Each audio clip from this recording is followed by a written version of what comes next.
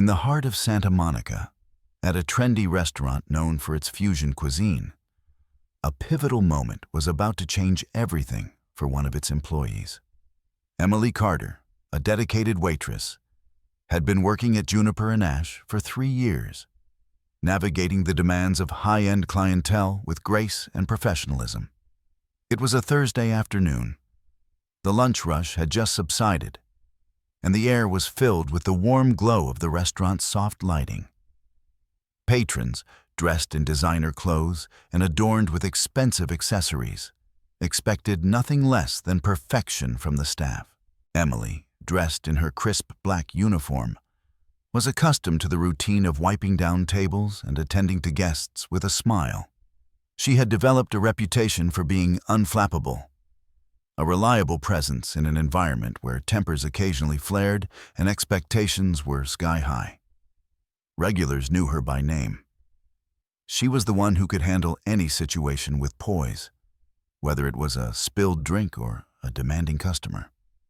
On this particular day, however, Emily received an unexpected phone call from her grandmother, who lived in Taiwan. It was rare for her grandmother to call unless there was an emergency or a special occasion. So Emily stepped discreetly behind the service wall, partly hidden from view, to take the call in Mandarin. Her voice was soft and caring as she checked on her grandmother's health, discussing a recent medication mix-up. The conversation was brief, lasting no more than 30 seconds, but it was a moment filled with warmth and connection that Emily cherished. Unbeknownst to her, Charles Johnson III, a prominent tech investor known for his controlling demeanor, was seated at a nearby VIP table, nursing a glass of whiskey. He was not just another customer. He was a regular who demanded consistency and familiarity from the staff. As Emily spoke in a language unfamiliar to him, his demeanor shifted from indifference to suspicion. A flicker of disdain crossed his face that Emily would later learn had dire consequences. As she finished her call and returned to her duties, Emily sensed a shift in the atmosphere. The silence in the restaurant felt heavier, as though a storm was brewing just beneath the surface. Charles, with his arms crossed and a cold expression, had witnessed the entire exchange, and it left him unsettled. He did not vocalize his discomfort, but the air was thick with unspoken tension. When Emily approached his table, her usual cheerful demeanor remained intact. "Can I get you anything else, Mr. Johnson?" she asked, her voice steady. He responded with a sarcastic edge, questioning her professionalism and implying that speaking Mandarin was inappropriate in the restaurant. Emily, taken aback, tried to explain that it was a personal call. Yet, in that moment, she felt the weight of judgment pressing down on her. The rest of the shift dragged on, each minute weighted with an uncomfortable silence. Emily tried to shake off the encounter, convincing herself that perhaps Charles was just having a bad day. But deep down, she sensed that something was fundamentally wrong. The atmosphere had shifted, and the unspoken rules of the restaurant had suddenly become painfully clear. As the evening came to a close, Emily clocked out, still reeling from the confrontation. Her co-worker, Jake, who had been observing from afar, approached her with concern written all over his face. "That was odd, right?" he asked. Emily merely shrugged, suppressing her feelings. The reality of her situation was yet to unfold, but the seeds of change had already been planted. In moments of discomfort or conflict, it's important to reflect on how we respond and the impact of our words. Have you ever been in a situation where you felt judged for being yourself? Share your experiences and help foster understanding and empathy in our communities. Emily Carter was a 27-year-old waitress who had carved out a steady life for herself in Santa Monica. Raised by her grandmother, who had come to the United States from Taiwan, Emily was deeply rooted in her heritage. Her grandmother, affectionately known as Popo, had taken on the role of both caregiver and mentor after Emily's parents tragically passed away in a car accident when she was just 7 years old. The bond they shared was unbreakable, built on love, respect, and shared experiences that shaped Emily into the person she was today. At Juniper Ash, Emily was known for her professionalism and calm demeanor. She arrived at work each day with a bright smile, ready to tackle the challenges that came with serving high-end customers. The restaurant was known for its exquisite dishes and luxurious atmosphere, but it also demanded a level of perfection that could be exhausting. Emily thrived in this environment, keeping her head down and focusing on her tasks, which ranged from taking orders to carefully crafting an exceptional dining experience for her guests. Outside of work, Emily lived in a modest, rent-controlled apartment filled with plants that she lovingly tended to. She often talked to them as if they were her friends, a quirky habit that brought her comfort. Despite her busy schedule, she made it a point to dedicate her free time to her grandmother. Their evenings together were filled with laughter, stories, and the delicious aroma of traditional Taiwanese dishes that Popo would prepare. Emily cherished these moments, as they reminded her of her roots and the cultural lessons her grandmother instilled in her. Emily's Mandarin skills were a significant part of her identity. She spoke the language fluently, having learned it from her grandmother during her childhood. It was the language of her dreams, her prayers, and her most intimate moments. However, in the upscale environment of Juniper Ash, Emily often felt the pressure to conform to the expectations of her predominantly English-speaking colleagues and customers. She seldom corrected assumptions about her background, choosing instead to navigate the nuances of her identity quietly. The restaurant's management, led by Kendra, had a specific vision for the staff. Kendra, a former hostess who had climbed the ranks, valued professionalism and adherence to the unwritten rules of the establishment. While she relied on Emily for training new staff and maintaining order, there was an unspoken understanding that recognition and promotion would come slowly, if at all. Despite the lack of accolades, Emily remained dedicated, believing that hard work would eventually pay off. Her closest co-worker, Jake, had been with the restaurant for nearly a decade and was the one person who truly understood the daily struggles they faced. He often joked about feeling invisible in a world that demanded perfection while ignoring the complexities of their identities. "Do you ever feel like we're wearing invisible uniforms beneath these aprons?" he would ask. And Emily would nod in agreement, sharing the weight of their experiences. Though Emily faced countless challenges, she maintained a positive outlook. She had dreams of attending culinary school one day, a goal she kept close to her heart, even if she seldom voiced it. She loved food, not just for its taste, but for the way it brought people together. Little did she know that her life was about to take a turn that would challenge her understanding of identity, belonging, and self-worth. Reflect on the stories that shape your identity. What experiences have defined who you are? Share your journey with others and encourage conversations about the importance of embracing our cultural backgrounds in every aspect of life. As the day progressed at Juniper Ash, the tension in the air became palpable. Emily continued her duties, moving seamlessly between tables, her smile unwavering despite the unsettling encounter with Charles Johnson III. She had always prided herself on her ability to navigate challenging situations with grace. But something about the way Charles had looked at her earlier lingered in the back of her mind. It was as if he had unwittingly exposed a vulnerability she had worked hard to conceal. That Thursday was particularly quiet, with the rain keeping many customers at bay. Only a few tables were occupied, and Charles sat alone at his usual spot in the VIP section, his gaze fixed out the window, watching the raindrops race down the glass. Emily noticed him from a distance, but chose to focus on providing excellent service to her other guests. She poured coffee, cleared plates, and offered refills with her usual efficiency. However, The brief phone call with her grandmother had unsettled Charles, and he was not one to let it go unnoticed. As Emily approached his table with her customary warmth, ready to offer a refill, he leaned back in his chair, arms crossed defensively. The tension hung thick in the air, and Emily could feel it pressing down on her.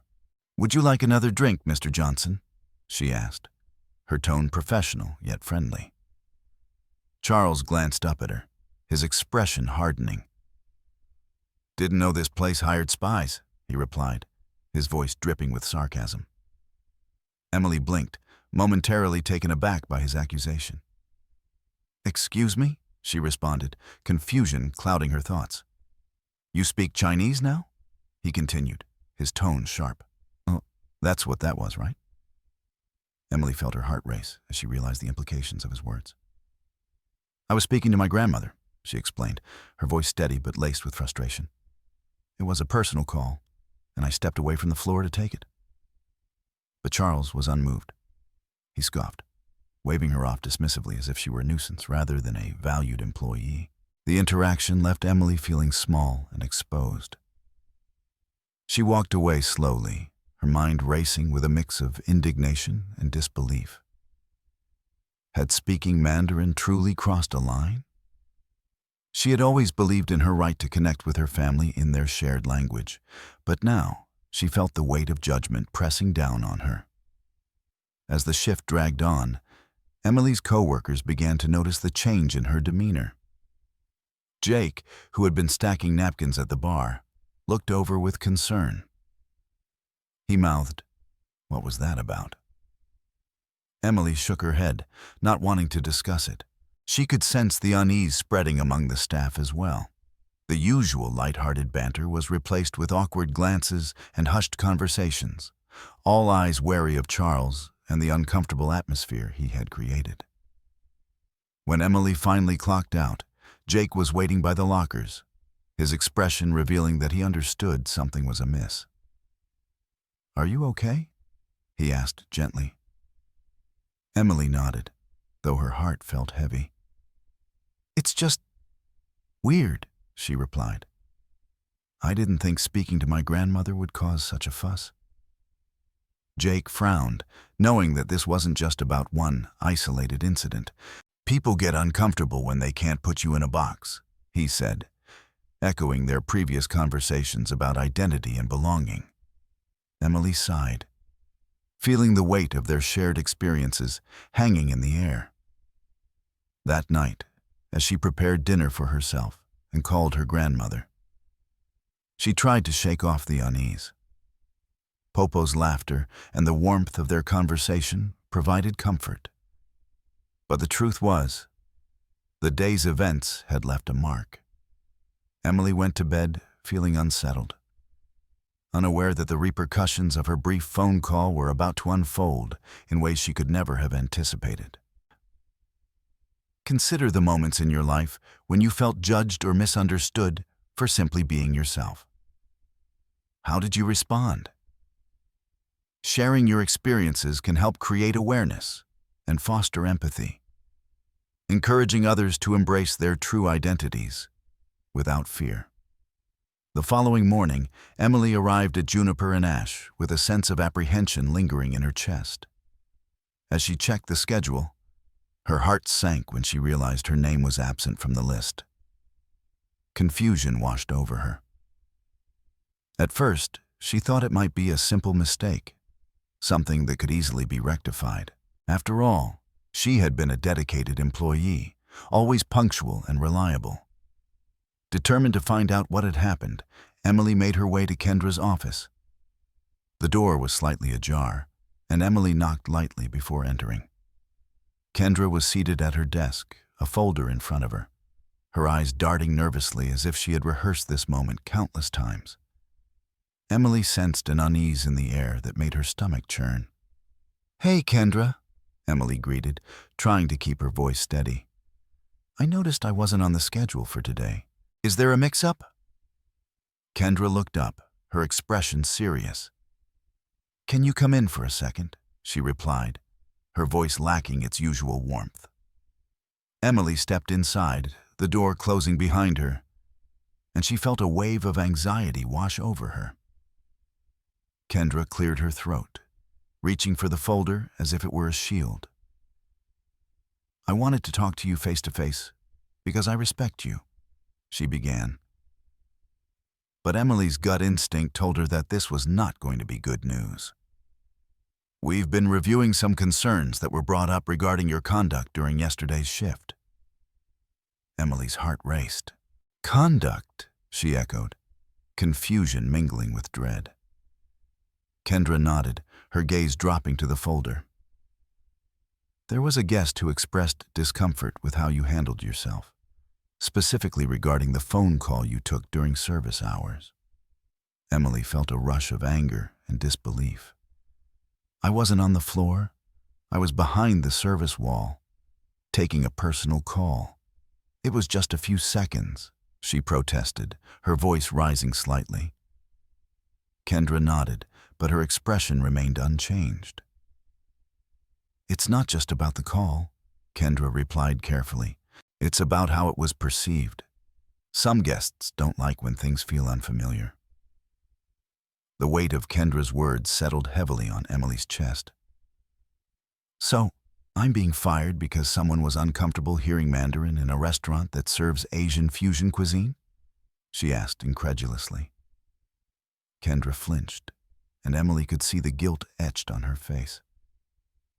"It's complicated," Kendra said softly, avoiding eye contact. "Charles is a major investor. You know how these things go." Emily felt her heart sink. "You could have defended me," she said, her voice trembling with disappointment. "You could have told him I did nothing wrong." Kendra's eyes finally met hers, filled with regret. "I have a job too," she replied quietly. "I don't make the big decisions." Realizing the futility of arguing, Emily stood up, feeling a mix of betrayal and sorrow. "Just give me the paperwork," she said, her voice steadier than she felt. Kendra handed her a final paycheck and a termination letter that bore the cold, clinical phrase, "Failure to meet brand expectations." Emily folded the letter without reading it fully, her heart heavy with the loss of not just her job, but also her sense of belonging. As she walked out of the office, Jake was waiting by the lockers, concern etched on his face. "They really did it, didn't they?" he asked quietly. Emily nodded, feeling tears prick at the corners of her eyes. "Over a phone call?" she murmured, disbelief still lingering in her voice. Jake shook his head, frustration boiling over. "That's ridiculous. He just didn't like hearing a language he didn't understand. And instead of standing up for you, they let you go." Emily felt the heat rise in her chest, not with anger, but with a deep, aching disappointment that settled in her bones. As she took off her apron for the last time, she realized that this experience was more than just about losing a job. It was about the quiet, insidious nature of discrimination that often goes unnoticed, masquerading as professionalism and brand image. Take a moment to consider the subtle ways in which biases can manifest in our lives and workplaces. Have you witnessed or experienced similar situations? Sharing these stories is vital in raising awareness and promoting a culture of understanding and acceptance. After the shocking turn of events, Emily found herself at home, grappling with feelings of anger and disbelief. The termination weighed heavily on her, but she was determined not to let it define her. That evening, she cooked dinner, trying to focus on the comforting ritual of preparing a meal for her beloved grandmother. As she stirred the pot, her thoughts drifted back to the devastating conversation with Kendra and the abrupt end of her job. While Emily took time to process her emotions, her co-worker Jake was not as willing to stay silent. He felt a surge of frustration over the injustice done to Emily and decided to act. That afternoon, he posted a message in a private Facebook group for service workers in the Los Angeles area. His post was simple but powerful. A coworker of mine got fired yesterday. Not for being late, not for being rude, not for breaking rules. She answered a 30-second phone call in Mandarin in a restaurant that serves Asian fusion cuisine. The guest didn't like it. Now she's gone. Jake did not expect the post to gain much traction, but within hours, it had been shared and reposted across various platforms. The story began to spread like wildfire, igniting conversations about discrimination and cultural bias. People began to comment, sharing their own stories and expressing outrage over the treatment Emily had endured. "That's disgusting," one commenter wrote. "Sounds like they're scared of anything they can't control." Another shared a personal experience, saying, "This happened to my cousin too. Different language, same story." As the backlash grew, Emily's phone buzzed incessantly with notifications from social media. Journalists reached out, eager to hear her side of the story. Strangers began to send messages of support, offering their solidarity and sharing their own experiences of feeling marginalized. The flood of attention was overwhelming, but Emily felt a flicker of hope amidst the chaos. She realized that her story was resonating with many, and perhaps this could lead to something positive. During this time, Kendra and the management at Juniper Ash were scrambling to contain the fallout. Employees began to walk out mid-shift, protesting the unfair treatment of their colleague. The restaurant's reputation was on the line, and they found themselves in a precarious situation.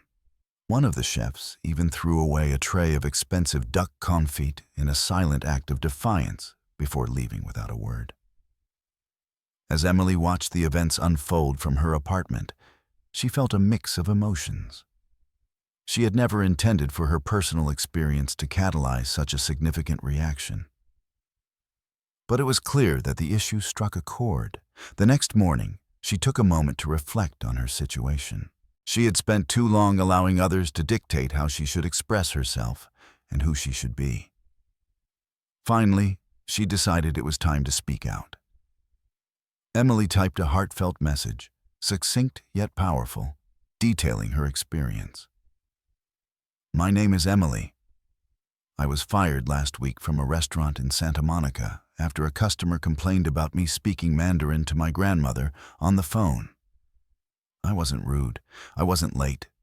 I wasn't unprofessional. I was just speaking to someone I love, in a language that's part of me. That's all it took to lose my job. If you've ever been made to feel small because of who you are, or how you speak, or where you come from, I see you." When she hit post, she felt a wave of liberation wash over her. Within hours, her message went viral, garnering tens of thousands of likes and shares.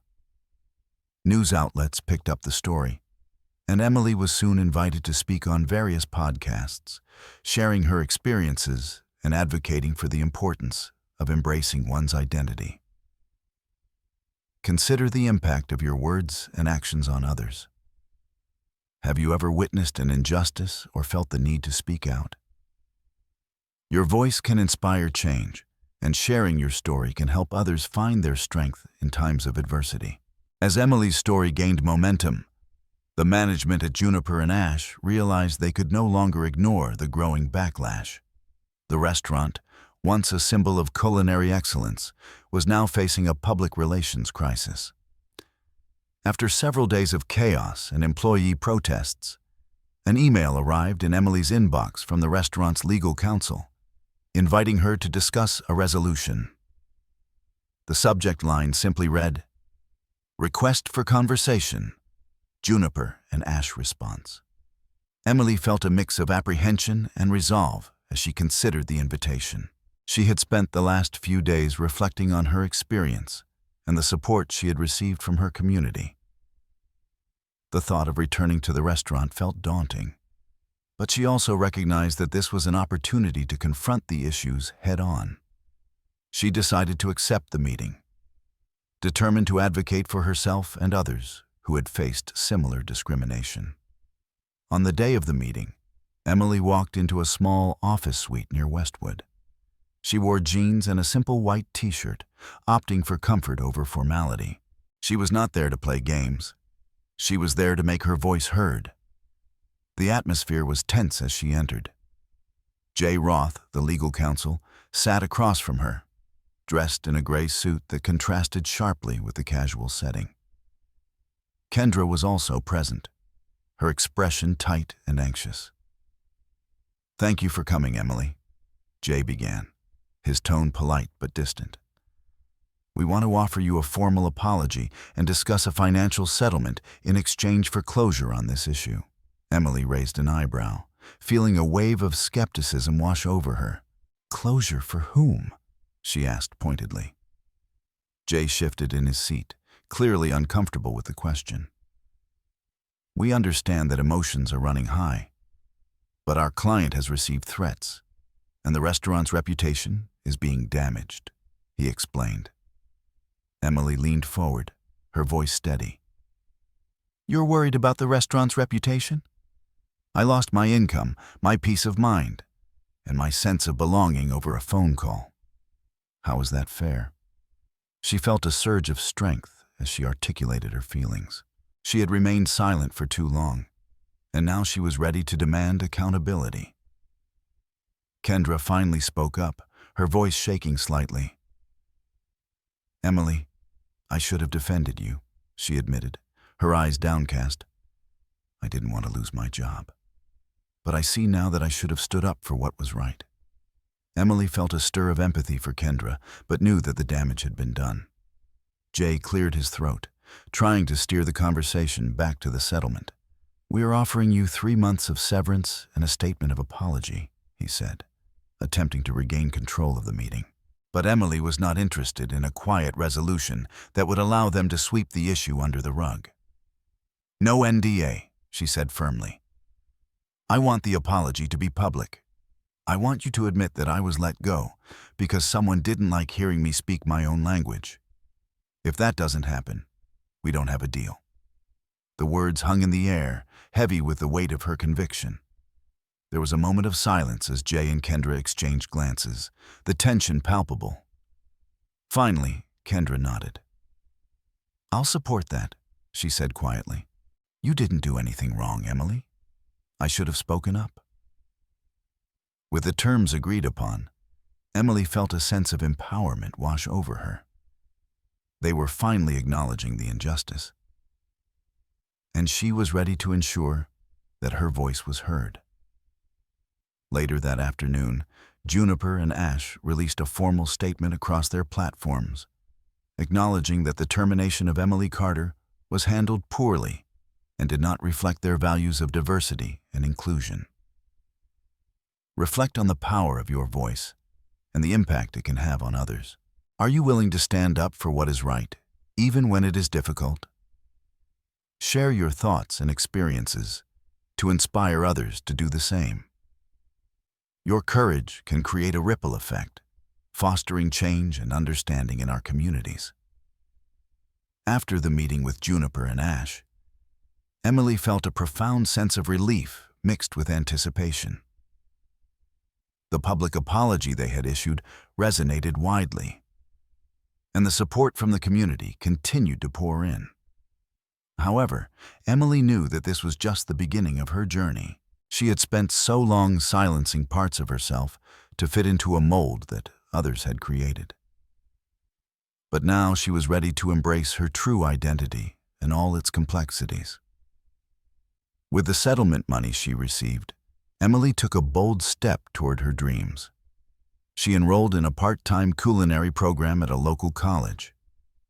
The decision felt liberating.